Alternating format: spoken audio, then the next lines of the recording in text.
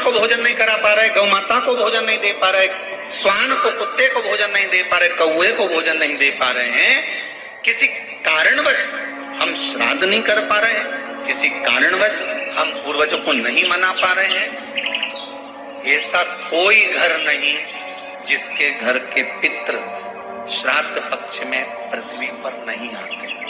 तुम पूछो मत पूछो, तुम्हारे घर के पूर्वज तुम्हारे यहाँ जरूर आते। दरवाजे पर आकर खड़े होते हैं पितृ, दरवाजे पर आकर हमारे घर के पितृ खड़े होते हैं, स्मरण करते हैं कि हमको यहाँ से कुछ भाग प्राप्त होगा, कुछ मिल जाएगा, कुछ प्राप्ति हो जाएगी। सम्मुख में आकर खड़े होते हैं।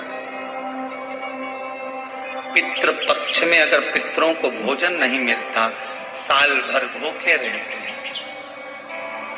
दूसरे पितृ जो खाकर आते हैं, उनकी जो राल टपकती है, उनका जो कफ गिरता है, हमारे पितृ वो चाटते हैं।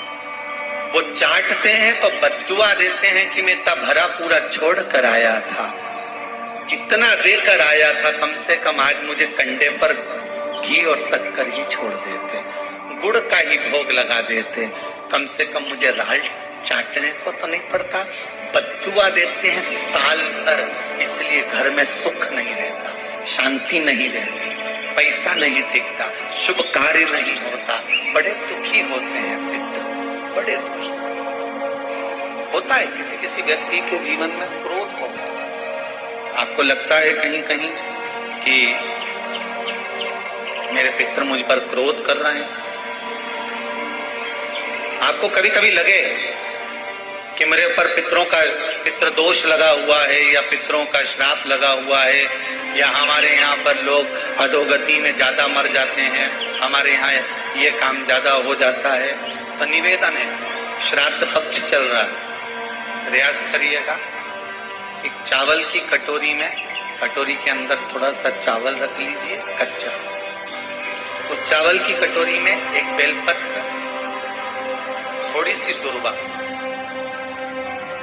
बांधकर, पानी का मटका, परीटा या जहां अपना रसोई घर में जल रखते हो, उस कटोरी को वहां पर 2 दिन 3 दिन तक रखो। वैसे तो 16 दिन रखो, ज्यादा अच्छा था, पर जो दिन अपने को मालूम है 2-3 दिन उसको रख दीजिए, घी का दिया लगाइए। 3 दिन के बाद में उस दुर्वा को, उस बेलपत्र को शिव बाबा को ले जाकर समर्पित कर दो। चावल पूरे घर में घुमाने के बाद चिड़िया को या नदी में या किसी जीव को प्रदान करो। महाराज पितृदोष। वीडियो पसंद आया तो लाइक करें, शेयर करें और चैनल को सब्सक्राइब करें।